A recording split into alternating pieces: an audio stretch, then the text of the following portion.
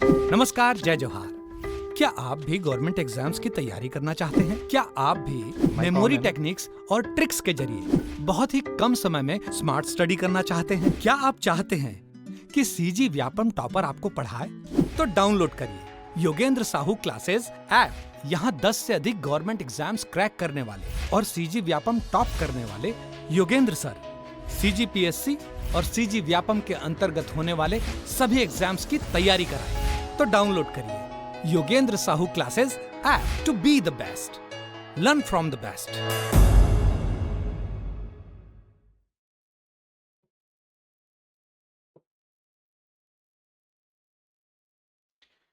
नमस्कार दोस्तों, आप सभी का स्वागत है योगेंद्र साहू ऑनलाइन क्लासेस में। मैं आपका दोस्त, आपका होस्ट, ट्यूटर दीपक आपका स्वागत करता हूं इस प्लेटफॉर्म पर। अभी कंटिन्यू हमारे पॉलिटी के एमसीक्यूज़ की सीरीज़ चल रही है, जिस पे हम पूरे एक टॉपिक पर चर्चा करते हैं, विश्लेषण करते हैं और क्वेश्चन सॉल्व करते हैं। ऐसा करने से आपका उस टॉपिक का रिवीजन भी हो जाता है और क्वेश्चन किस टाइप के आते हैं ये भी समझ में आ जाता है। ये जो फॉर्मेट है आपके क्विक रिवीजन के फॉर्मेट पर आधारित है, ताकि एग्ज़ाम के समय आपका रिवीजन बहुत जल्दी से और विस्तार पूर्वक हो सके। तो इससे पहले की क्लास थी राज्यसभा की, जो ख़त्म हो गई। ये जो क्लास है काफ़ी इंपॉर्टेंट होने वाली है दोस्तों, बहुत इंपॉर्टेंट क्लास है। संसद कार्य संचालन एवं विधायी प्रक्रिया, मतलब संसद में काम कैसे होता है, संसद में काम करने के लिए क्या क्या टर्मिनोलॉजी यूज होती है, संसद की कार्य प्रणाली है क्या, वो राज्यसभा में किस टाइप से काम हो रहा है, लोकसभा में किस टाइप से काम हो रहा है, इन सभी का विस्तार पूर्वक यहाँ पे अपन विश्लेषण करेंगे। तो बेसिक लोकसभा और राज्यसभा के टॉपिक से हटकर ये लोकसभा राज्यसभा में काम कैसा होता है, क्या वहां नियम कानून चलते हैं, क्या वहां पे प्रक्रिया अपनाई जाती है, उस पर विस्तार पूर्वक हम विश्लेषण करेंगे। तो ज्यादा समय ना लेते हुए अपन टॉपिक को प्रारंभ करते हैं, इस विषय को प्रारंभ करते हैं। जो भी व्यूअर्स हैं वो चैनल को सब्सक्राइब करिए, लाइक करिए, और आपके जो भी डाउट होते हैं वो आप कमेंट में पूछ सकते हैं, हमारे द्वारा पूरा आंसर दिया जाएगा। तो चलिए दोस्तों, प्रारंभ करते हैं अपना आज का टॉपिक। टॉपिक है हमारा संसद कार्य संचालन एवं विधायी प्रक्रिया, मतलब संसद में काम किस प्रकार से होता है। शॉर्ट में यही कहा जाएगा कि संसद में काम किस प्रकार से होता है। तो आज का पहला क्वेश्चन है दोस्तों, भारतीय संविधान के अनुच्छेद 87 के अंतर्गत भारत का राष्ट्रपति अभिभाषण देता है। यहां पे यह बोल रहा है कि भारत का राष्ट्रपति जब भाषण देता है तो उस पर क्या होता है, कौन से अनुच्छेद के अंतर्गत गिर देता है, अनुच्छेद 87 के अंतर्गत। किसका है, राष्ट्रपति का अभिभाषण। दोस्तों राष्ट्रपति का अभिभाषण कौन तैयार करता है, केंद्रीय मंत्रिमंडल का तैयार करता है। राष्ट्रपति का अभिभाषण कौन तैयार करता है, केंद्रीय मंत्रिमंडल तैयार करता है, ठीक है। तो यह बोला जा रहा है कि राष्ट्रपति अभिभाषण कब देता है, संसद के दोनों सदनों की संयुक्त बैठक में, संसद के दोनों सदनों के संयुक्त अधिवेशन में, संसद के दोनों सदनों के संयुक्त सत्र में, एक साथ समावेश संसद के दोनों सदनों में, ठीक है। देखिए क्वेश्चन देख लीजिए, फिर इसका अपन डिस्कशन करते हैं।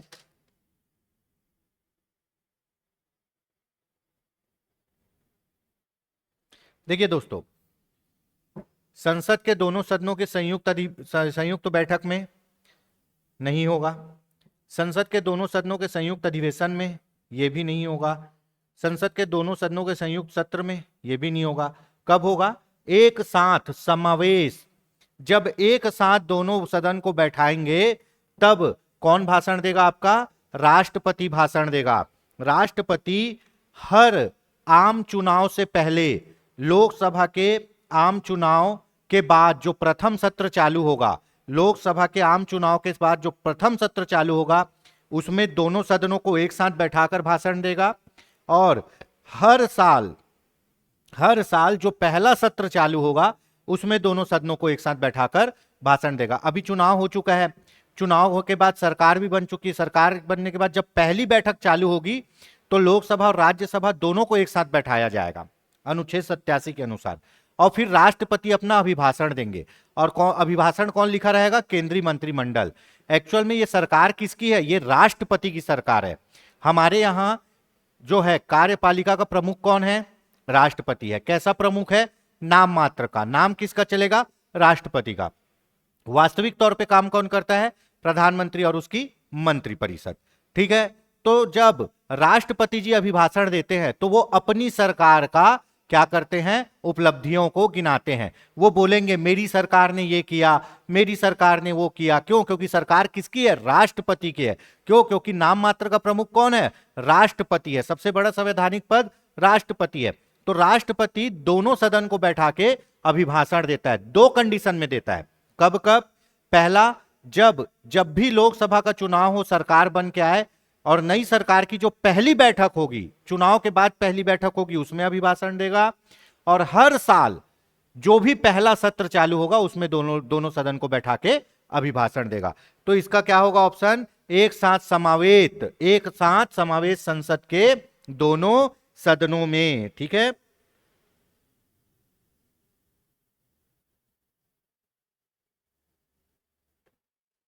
ठीक। चलिए दोस्तों, ये हो गया। अगला क्वेश्चन देखते हैं। काफी इंपॉर्टेंट ये टॉपिक है क्योंकि इसमें पूरी कार्य प्रणाली हम पढ़ेंगे। भारत के राष्ट्रपति के विशेष अभिभाषण के संदर्भ में निम्नांकित में से कौन से कथन सही है? विशेष अभिभाषण बोल रहे हैं दोस्तों, विशेष अभिभाषण। ठीक है, चलिए।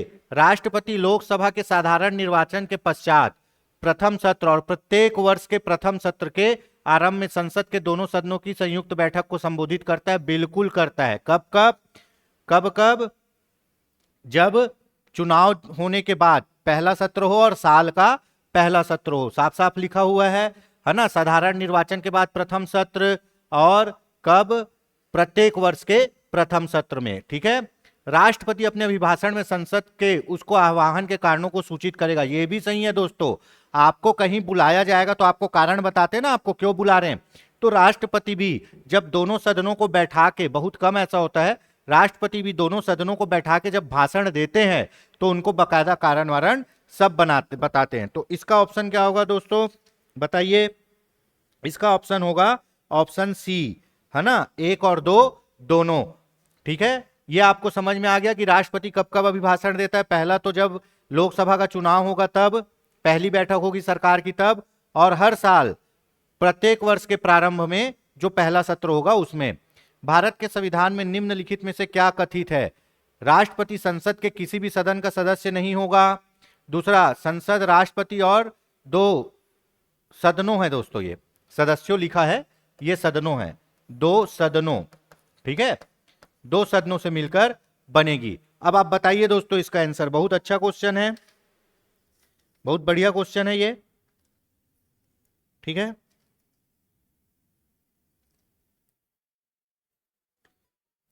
ठीक। इसका ऑप्शन होगा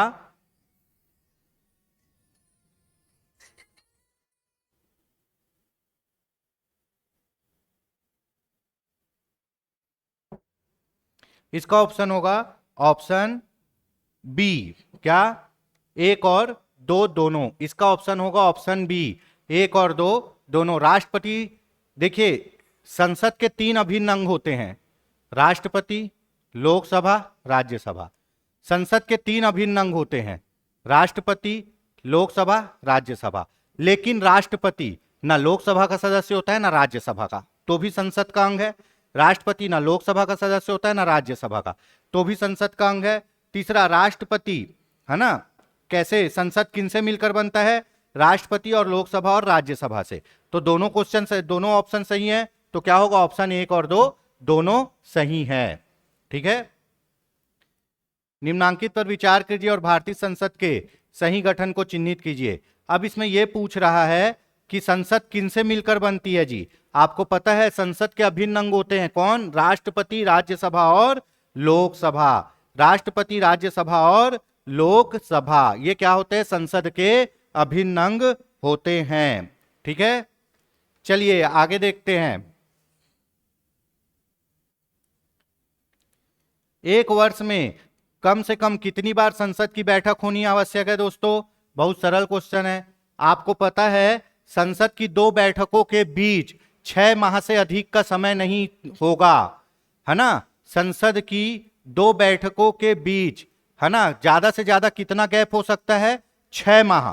तो इसीलिए एक साल में कम से कम कितनी बैठक करनी पड़ेगी? 2 बैठक करनी पड़ेगी, ताकि 6 माह से अधिक का गैप ना हो। तो एक साल में कम से कम 2 बैठक करना अनिवार्य है। एक साल में कम से कम कितने बार बैठक करना अनिवार्य है? 2 बार। और 2 बैठक के बीच अधिक से अधिक कितना गैप हो सकता है? 6 माह। उससे ज्यादा का गैप नहीं होगा। अगर उससे ज्यादा का गैप होगा तो उससे पहले ही बैठक बुला ली जाएगी। ठीक है, तो एक वर्ष में कितनी बार संसद की बैठक होती है? कम से कम 2 बार। और दूसरा क्वेश्चन देखो दोस्तों, संसद के 2 सत्रों के बीच अधिक अधिक कितना गैप हो सकता है? संसद के 2 सत्रों के बीच अधिक अधिक 6 माह का गैप हो सकता है। 6 माह से अधिक का गैप नहीं होना चाहिए। एक बैठक का जो आखिरी दिन है, जिस दिन बैठक खत्म हुआ है, और जो दूसरी बैठक चालू हो रही है, उसके पहले दिन के बीच में 6 माह से अधिक का गैप नहीं होना चाहिए। ठीक है, यह क्वेश्चन बहुत बार पूछा है दोस्तों। देखते हैं, संसद के अधिकारियों में सम्मिलित है। संसद के अधिकारियों में सम्मिलित है कौन? अध्यक्ष लोकसभा बिल्कुल सम्मिलित है, उपाध्यक्ष लोकसभा बिल्कुल सम्मिलित है, महासचिव लोकसभा बिल्कुल सम्मिलित है, अध्यक्ष राज्यसभा बिल्कुल सम्मिलित है। कौन होंगे? सभी चारों किसके अधिकारी हैं जी? संसद के अधिकारी हैं। संसद के अधिकारियों में ये सभी 4 लोग आते हैं। कौन? अध्यक्ष लोकसभा, अध्यक्ष उपाध्यक्ष लोकसभा, महासचिव लोकसभा और अध्यक्ष राज्यसभा। ये सब संसद के अधिकारी में चारों लोग आते हैं। ठीक है, अब देखते हैं, बहुत अच्छा क्वेश्चन है। संसद या विधानसभा के किसी सदस्य की सदस्यता तब समाप्त समझी जाती है जब वह बिना सदन को सूचित किए कितने दिन अनुपस्थित रहता है? मतलब कोई भी विधायक या सांसद, ठीक है, अधिकतम बिना बताए कितने दिन अनुपस्थित रह सकता है दोस्तों? आपको पता है कि कोई भी सांसद या विधायक बिना बताए ना, बिना कारण बताए, विधानसभा या जैसे विधायक होगा तो विधानसभा को, सांसद होगा तो लोकसभा राज्यसभा को, बिना कारण बताए अगर 60 दिन तक अनुपस्थित रहता है उसकी बैठक में, है ना, संसद की बैठक में या विधानसभा की बैठक में 60 दिन तक बिना कारण बताए अनुपस्थित रहता है तो उसकी सदस्यता समाप्त हो जाएगी। तो उसकी सदस्यता समाप्त हो जाएगी। ठीक है, देखिए, पर इस 60 दिन की गिनती कब होगी? 60 दिन की गिनती तभी होगी जब बैठक चल रही हो। कब? जब बैठक चल रही हो, चल रही हो। ठीक है, जब बैठक चल रही हो। ऐसा नहीं है कि 17 अवसान हो गया, बैठक खत्म हो गया तो भी 60 दिन की गिनती कर रहे हैं। जब जब बैठक चलेगी तभी तभी वो अब्सेंट होगा। आप स्कूल में गर्मी छुट्टी में अब्सेंट में जाते हो क्या? नहीं। आप अब्सेंट कब होते हो? स्कूल में जब स्कूल लगता है और आप नहीं जाते तब अब्सेंट माने जाओगे। जिस दिन छुट्टी है उस दिन तो अब्सेंट नहीं माने जाओगे। सेम वही, जब बैठक चल रही हो, सदन की बैठक चल रही हो और वो आदमी 60 दिन तक, जब बैठक चल रही है और 60 दिन तक नहीं जा रहा है, जिस दिन बैठक है उस दिन नहीं जा रहा है और टोटल 60 दिन हो गया तो उसकी सदस्यता समाप्त हो जाएगी। पर इस 60 दिन की गणना कैसे करते हैं दोस्तों? 60 दिन की गणना को ये एक बार पूछा गया है, 60 दिन की जब गणना की जाएगी, है ना, तो उसमें 17 अवसान का समय नहीं गिना जाएगा। मतलब जब बैठक नहीं चल रही है वो समय को नहीं जोड़ा जाएगा। 60 दिन की गणना में बैठक नहीं चल रही है वो समय को नहीं जोड़ा जाएगा, केवल उसी समय को जोड़ा जाएगा जिस दिन बैठक हुई है, पहला। और अगर स्थगन 4 दिन से अधिक का है तो वो 4 दिन से अधिक के समय को नहीं जोड़ा जाएगा।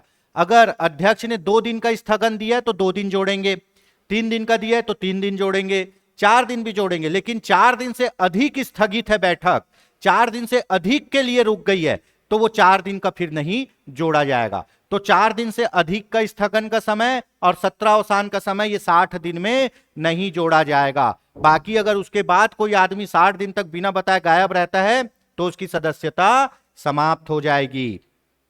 ठीक है, निम्नलिखित कथनों पर विचार कीजिए। संसद निर्भरता निवारण अधिनियम 1959 कई पदों पर लाभ के पद कर आधार पर निर्भरता से छूट देता है ना। उसके बाद उपयुक्त अधिनियम 5 बार संशोधित किया गया है। शब्द लाभ का पद भारत के संविधान में भली भांति परिभाषित किया गया है। पढ़ लीजिए को दोस्तों, क्वेश्चन देख लीजिए।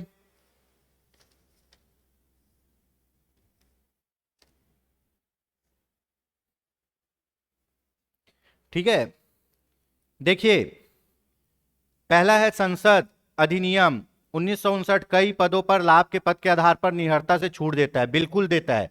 जैसे सांसद विधायक के पद को लाभ का पद नहीं माना जाता है ना। और भी बहुत से जैसे पेशेवर वकील है, डॉक्टर है, उनको लाभ का पद नहीं माना जाता है। तो ये बताता है कि कौन कौन से पद को लाभ का पद माना जाएगा। तो कई पदों पर लाभ के पद के आधार पर छूट देता है, बिल्कुल देता है। इस अधिनियम में 5 बार संशोधन किया गया है, ये भी सही है दोस्तों। इस अधिनियम में 5 बार संशोधन किया गया है।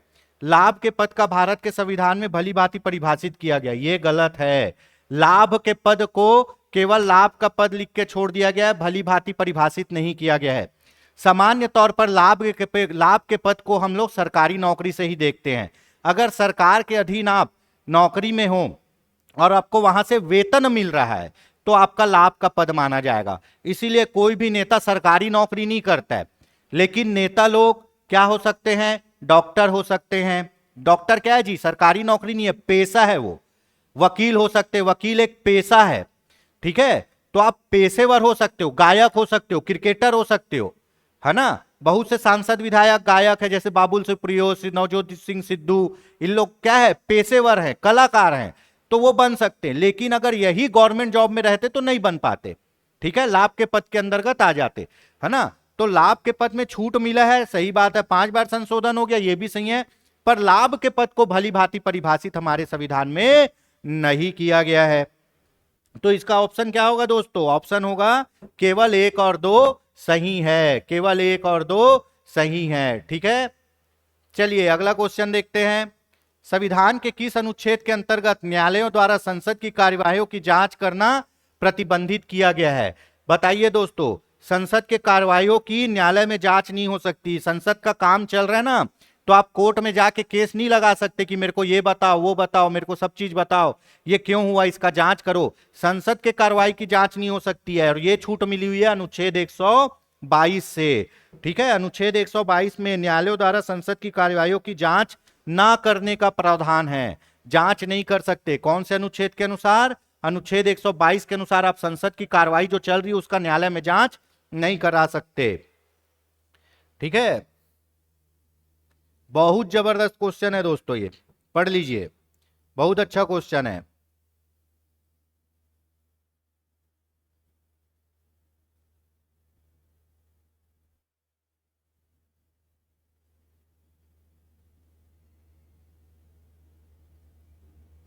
ठीक है, चलिए देखते हैं। निम्नलिखित में से किनको लोकसभा और राज्यसभा दोनों के निर्वाचन में मत देने का अधिकार है? ये बोल रहा है इनमें से कौन से लोग लोकसभा के लिए भी वोट डालते हैं और राज्यसभा के लिए, ठीक है। तो संसद के निम्न सदन के निर्वाचित सदस्यों को, गलत। संसद के सदस्य राज्यसभा के लिए वोट नहीं डालते। संसद के सदस्य राज्यसभा के लिए वोट नहीं डालते। संसद के निम्न सदन बोल रहे हैं दोस्तों, सॉरी, निम्न सदन मतलब लोकसभा, निम्न सदन मतलब लोकसभा, और उच्च सदन मतलब राज्यसभा। तो निम्न सदन लोकसभा के लोग राज्यसभा में वोट नहीं डालते। लोकसभा के लोग राज्यसभा के लिए वोट नहीं डालते। संसद के उच्च सदन में निर्वाचित सदस्यों को, ठीक है, ये लोग भी राज्यसभा के लिए वोट नहीं डालते, ठीक है। इसमें क्या बोला है? कि इनको लोकसभा और राज्यसभा दोनों के निर्वाचन के लिए, तो इनको भी नहीं मिला है। उच्च सदन मतलब राज्यसभा, ठीक है, उच्च सदन मतलब राज्यसभा, ठीक है। राज्य विधान मंडल के उच्च सदन के लोग, ये भी नहीं।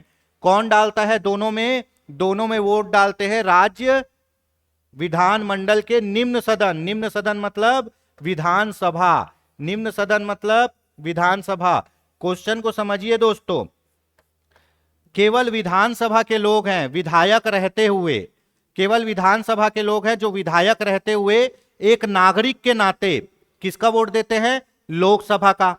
और विधायक रहते हुए विधायक के नाते किसका वोट देते हैं? राज्यसभा का, है ना। आपको पता है राज्यसभा के लिए मतदान कौन करता है? राज्यसभा के लिए मतदान राज्यों की विधानसभा, राज्यसभा के लिए मतदान राज्यों की विधानसभा से निर्वाचित सदस्य जो विधायक लोग हैं, उन्हीं लोग राज्यसभा के सदस्य को चुनते हैं। तो राज्यसभा में वोट डाल दिए, ठीक। अब जो विधायक है एक नागरिक के नाते वो लोकसभा में भी वोट डालते हैं, तो लोकसभा के लिए भी चुनाव वोट डालेंगे।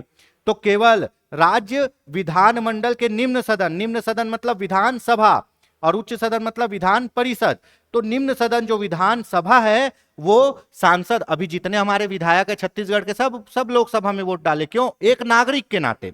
अब ये जब राज्यसभा का चुनाव होगा तो वहां भी वोट डालेंगे, क्यों? एक विधायक के नाते। तो केवल राज्य विधानसभा के निम्न सदन मतलब विधानसभा के लोग ही हैं जो लोकसभा और राज्यसभा दोनों को वोट देते हैं। तो ऑप्शन होगा ऑप्शन डी। संसद राज्य सूची के विषय में कानून बना सकती है राष्ट्रपति की इच्छा से, यदि राज्यसभा ऐसा संकल्प पारित करे तब, किसी भी परिस्थिति में संबंधित राज्य से पूछकर। आपको पता है कि राज्य सूची के विषय में कानून कौन बनाता है? राज्यसभा। लेकिन कई बार परिस्थिति ऐसी आ जाती है कि राज्य सूची के विषय में कानून किसको बनाना पड़ता है? संसद। संसद मतलब लोकसभा और राज्यसभा दोनों को। तो ऐसा कब होगा? जब अनुच्छेद 249 के अनुसार, कब? अनुच्छेद 249 के अनुसार राज्यसभा अपने उपस्थित और मतदान देने वालों के 2/3 बहुमत, जिसको बोलते हैं विशेष बहुमत, विशेष बहुमत से प्रस्ताव पारित करे कि राज्य सूची के इस विषय पर अब संसद कानून बनाएगी, तो संसद उसमें कानून बना लेती है। क्या होगा? Option A. यदि राज्यसभा ऐसा संकल्प पारित करे तभी क्या होगा? राज्य सूची के विषय में संसद कानून बना पाएगी। ठीक है। अब किन किन स्थिति में, है ना, किन किन स्थिति में राज्य सूची के विषय में, राज्य सूची के विषय में संसद कानून बनाती है? किन किन स्थिति में राज्य सूची के विषय में संसद कानून बनाती है, देख लेते हैं दोस्तों।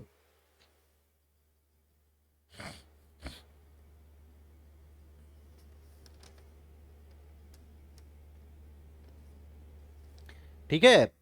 किन किन परिस्थिति में राज्य सूची के विषय में संसद कानून बना सकती है? पहला, अंतरराष्ट्रीय समझौते को प्रभावी करने हेतु। सही है। ठीक है, अंतरराष्ट्रीय समझौते को प्रभावी करने हेतु, सही है। ठीक है।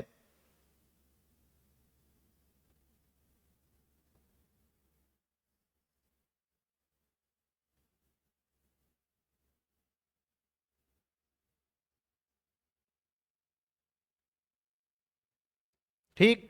अनुच्छेद 253 के अनुसार, अनुच्छेद 253 के अनुसार अगर कोई अंतरराष्ट्रीय समझौता किया है भारत कहीं और उसके लिए कानून बनाना है राज्य सूची के विषय में, तो संसद कानून बना सकती है उस अंतरराष्ट्रीय समझौते को लागू करने के लिए। समझिए, अगर मान लो हमने कोई अंतरराष्ट्रीय समझौता किया है किसी देश से और हमको उसको समझौते को लागू करना है, और वो समझौता ऐसा है कि राज्य सूची के विषय को इफेक्ट कर रहा है, तो उस राज्य सूची के विषय में संसद कानून बना सकती है। किसको? अंतरराष्ट्रीय समझौते को लागू करने के लिए, अनुच्छेद 253 के अनुसार। ठीक है।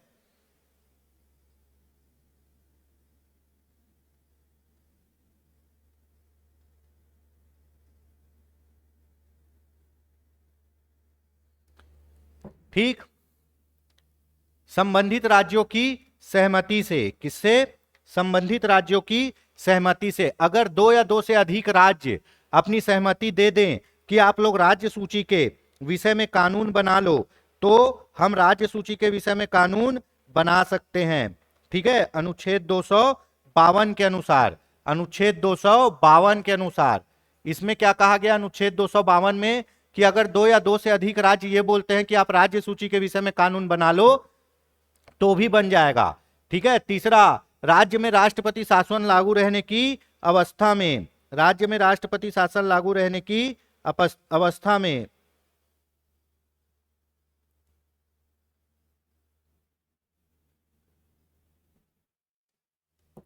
ठीक है। उसके बाद इसमें क्या आएगा?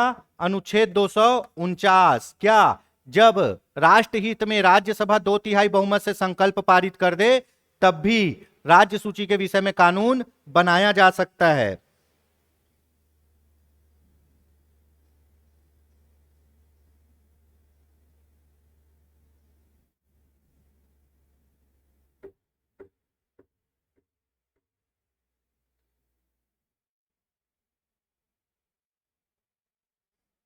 ठीक है। और राज्य में राष्ट्रपति शासन में जब लगा रहेगा तो कौन से अनुच्छेद के अनुसार? अनुच्छेद 357 के अनुसार, है ना, क्या किया जा सकता है? संसद राज्य सूची के विषय में कानून बनाया जा सकता है। देख लीजिए दोस्तों, ये 4 कंडीशन है जब संसद राज्य सूची के विषय में कानून बना सकती है। राज्य सूची के विषय में कानून कौन बनाता है? हमेशा राज्य सूची के विषय में राज्य सरकार बनाती है, लेकिन कई बार राज्य सूची के विषय में केंद्र सरकार, मतलब आपका लोकसभा राज्यसभा दोनों को मिलकर कानून बनाने का स्थिति आ जाता है। तो कौन से अनुच्छेद के अनुसार वो बनता है? देखिए, अगर अंतरराष्ट्रीय समझौते को लागू करना है तो भी राज्य सूची के विषय में संसद कानून बना सकती है अनुच्छेद 253 के अनुसार। अगर दो या दो से अधिक राज्य अपनी सहमति दे दे कि राज्य सूची के विषय में कानून बना दो तो 252 के अनुसार। राज्य में राष्ट्रपति शासन लागू है तो उस समय तो आपका विधानसभा नहीं चलेगा, राज्य में राष्ट्रपति शासन लागू है और उस समय राज्य के लिए कानून बनाना है तो कानून कौन बनाएगा? संसद बनाएगा। तो कौन से अनुच्छेद के अनुसार? 357। और जब राज्यसभा खुद 2/3 बहुमत से प्रस्ताव पारित कर दे अनुच्छेद 249 के अनुसार, तब राज्य सूची के विषय में संसद कानून बना लेती है। यहां संसद बोल रहा है दोस्तों, मतलब लोकसभा, राज्यसभा और राष्ट्रपति। तो इसका ऑप्शन क्या होगा? ऑप्शन 4 डी, सभी चारों सही है। इन चारों परिस्थिति में कानून बन सकता है। ठीक है,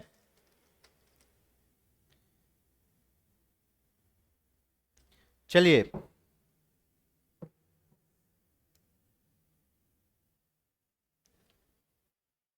भारतीय संविधान के किस अनुच्छेद के अंतर्गत अंतर्राष्ट्रीय समझौते को प्रभावी बनाने हेतु संसद राज्य सूची के विषय में कानून बना सकती है? आपको पता है कौन से अंतर्राष्ट्रीय समझौता? अभी बताया ना, अंतर्राष्ट्रीय समझौते को अगर लागू करना है तो कौन से अनुच्छेद के अंतर्गत कानून बना सकती है?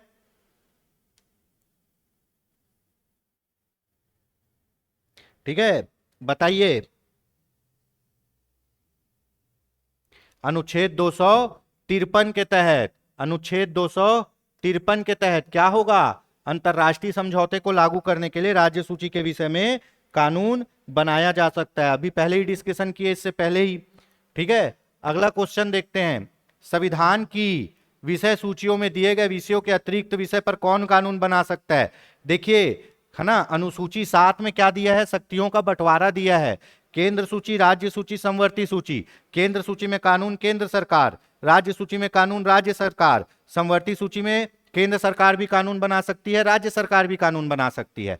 ठीक है, पर दोनों के कानून में अगर मतभेद हो गया तो केंद्र सरकार का कानून मान्य होगा। इन तीनों सूची के अलावा आता है एक अवशिष्ट सूची। जो विषय उपरोक्त तीनों सूची में नहीं है वो कौन सी सूची में रहेंगे? वो अवशिष्ट सूची में रहेंगे। जो विषय उपरोक्त तीनों अनुसूची में नहीं है वो कौन सी अनुसूची में रहेंगे? अवशिष्ट अनुसूची में रहेंगे।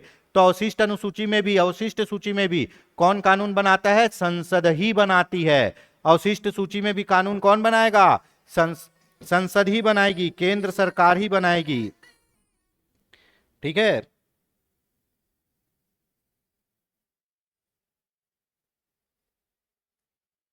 चलिए अगला क्वेश्चन देखते हैं। अध्यक्ष सदन के किसी भी सदस्य को बोलने से रोक सकता है और अन्य किसी सदस्य को बोलने के लिए बोल सकता है।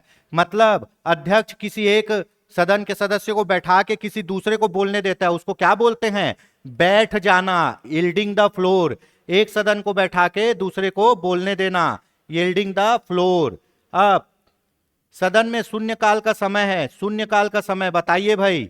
संसद में, सदन में शून्यकाल का समय, शून्यकाल मतलब क्या होता है? ऐसा समय जिस पर कोई बहुत इंपॉर्टेंट मुद्दे पर सवाल जवाब किए जाते हैं सरकार से।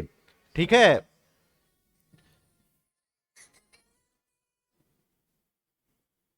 ना, कोई इंपॉर्टेंट मुद्दे पर सरकार से सवाल जवाब किए जाते हैं। तो लोकसभा में ये समय है, लोकसभा में शून्यकाल का समय होता है 12 से 1 बजे तक। ठीक है, प्रश्नकाल के बाद, है ना, हमेशा प्रश्नकाल के बाद के समय को ही शून्यकाल कहा जाता है। तो लोकसभा में ये समय होता है 12 से 1 बजे तक और राज्यसभा में ये समय होता है, राज्यसभा में ये होता है 11 से 12 बजे तक। ठीक है, अधिकतर लोकसभा का ही पूछता है 11 से 12 बजे तक। लोकसभा में ये समय है 12 से 1 बजे तक। ठीक है, लोकसभा में ये समय है 12 से 1 बजे तक, है ना, शून्यकाल का समय। कब? आपका 12 से 1 बजे तक। और राज्यसभा में ये समय है 11 से 12 बजे तक। ठीक है, शून्यकाल लोकसभा में प्रश्नकाल के बाद होता है, शून्यकाल लोकसभा में प्रश्नकाल के बाद होता है, और प्रश्नकाल के बाद कब? 12 से 1। और राज्यसभा में यह होता है प्रश्नकाल के पहले, प्रश्नकाल के पहले। ठीक है, यही फर्क है जी। लोकसभा में 12 से 1 बजे तक होगा प्रश्नकाल के बाद, राज्यसभा में 11 से 12 होगा प्रश्नकाल के पहले। देखिए, प्रश्नकाल में वो प्रश्न पूछे जाते हैं जिनको पहले से आप बोल देते हो कि हम ये प्रश्न पूछेंगे भाई, इसका जवाब तैयार करके आना, सरकार को बोल देते हो। और शून्यकाल में क्या होता है, अगर कोई बहुत इंपॉर्टेंट मैटर हो गया है देश में, कुछ बहुत इंपॉर्टेंट चल रहा है जिसके बारे में तुरंत बात करनी है, तो वो प्रश्न किस में उठाए जाते हैं? शून्यकाल में उठाए जाते हैं, और इसमें सरकार को जवाब देना पड़ता है। प्रश्नकाल में तो वो प्रश्न जो पहले से डिसाइड है, और शून्यकाल में कुछ भी इंपॉर्टेंट प्रश्न जो अभी करने हैं। ठीक है, तो इसमें क्या होगा आपका, इसमें सी और डी दोनों हो जाएगा। ये राज्यसभा में होगा और ये लोकसभा में होगा। ठीक है, इसको याद रख लीजिएगा। लोकसभा में 12 से 1 प्रश्नकाल के बाद, राज्यसभा में 11 से 12 प्रश्नकाल के पहले। ठीक है, राजनीतिक शब्दावली में शून्यकाल का अर्थ है, बताइए। शून्यकाल का अर्थ मतलब प्रश्न उत्तर का काल। जब सरकार अविलंबी मामले में सरकार से प्रश्न पूछा जाता है, ठीक है, बिना पूर्व सूचना के प्रश्न पूछा जाता है, वो है प्रश्न काल के, प्रश्न का उत्तर, है ना, प्रश्न उत्तर का काल। उसको क्या बोलेंगे? यहां ऑप्शन में आपका होगा प्रश्न उत्तर का काल, क्योंकि शून्य काल में भी क्या किया जाता है? प्रश्न उत्तर पूछा जाता है। प्रश्न काल में भी प्रश्न उत्तर किया जाता है, शून्य काल में भी प्रश्न उत्तर किया जाता है। प्रश्न काल में केवल क्या है कि पहले से प्रश्न डिसाइड रहते हैं जिनके जवाब तैयार किए जा चुके होते हैं, और शून्य काल में देश से जुड़े बहुत इंपॉर्टेंट मैटर जो अभी हो गए हैं उसके संबंध में बात किया जाता है। ठीक है, दोनों में ही क्या होता है? प्रश्न ही पूछे जाते हैं। पर शून्य काल में अविलंबनी एकदम इंपॉर्टेंट मैटर को तुरंत उठा के प्रश्न पूछा जाता है। ठीक है, शून्य काल। लोकसभा में किसी विधेयक पर आम बहस निम्नलिखित में से किस स्तर पर होती है? अब कोई कानून बनाना है ना, तो उसके लिए क्या प्रस्तुत करते हैं अपन? विधेयक प्रस्तुत करते हैं। कोई कानून बनाना है तो विधेयक प्रस्तुत करते हैं, और कानून बन जाने के बाद वो एक्ट हो जाता है ना, एक्ट हो जाता है। तो जब विधेयक प्रस्तुत करते हैं तो 3 होता है। पहला होता है प्रथम वाचन। क्या होता है? प्रथम वाचन। ठीक है, प्रथम वाचन। अब प्रथम वाचन में क्या किया जाएगा? विधेयक को प्रस्तुत किया जाता है। ठीक है ना, कोई भी विधेयक जब कानून बनता है तो 3 स्टेज से गुजरता है, प्रथम वाचन, द्वितीय वाचन और तृतीय वाचन। तो प्रथम वाचन में क्या होता है? विधेयक को सबके सामने प्रस्तुत करते हैं, एक ओवरव्यू। द्वितीय वाचन में क्या होता है? उस विधेयक पर चर्चाएं होती है, उस विधेयक पर बहस होती है, उस विधेयक पर संशोधन के लिए बोला जाता है, उस विधेयक के लिए समितियां बनेंगी। जितना उस विधेयक को खंगालना निचोड़ना है वो कौन से वाचन में होगा? द्वितीय वाचन में। और तृतीय वाचन में क्या होता है? द्वितीय वाचन में क्या होता है? बहस होता है। द्वितीय वाचन में क्या होता है? द्वितीय वाचन में बहस होता है। ठीक है, द्वितीय वाचन में उस विधेयक पर जितना खंगालना, तोड़ना, निचोड़ना है वो बहस होगा। और तृतीय वाचन में क्या होता है? तृतीय वाचन में विधेयक पर मतदान होता है। विधेयक को क्या किया जाता है? पास किया जाता है। ये 3 वाचन है। पहले वाचन में क्या होगा? विधेयक को सबको दे देंगे, बांट देंगे, सब लोग पढ़ लो, पहला वाचन। दूसरे वाचन में क्या होगा? उस विधेयक पर बहस होगा, विधेयक पर ऑब्जेक्शन निकाले जाएंगे, कुछ ज्यादा ही मैटर है तो किसी समिति को दे दिया जाएगा छानबीन के लिए, कुछ भी प्रॉब्लम है उस सब पर डिस्कशन, बहस कब होगा? द्वितीय वाचन में। और तृतीय वाचन में क्या होता है? तृतीय वाचन में विधेयक पर मतदान होता है। ठीक है, और गैजेट में कब छपता है? प्रथम वाचन में ही छप जाता है वो। ठीक है, तो ये हो गया। किसमें होता है बहस? कब होती है? द्वितीय वाचन में होती है। किसी विधेयक पर बहस कब होती है? द्वितीय वाचन में होती है। ठीक है,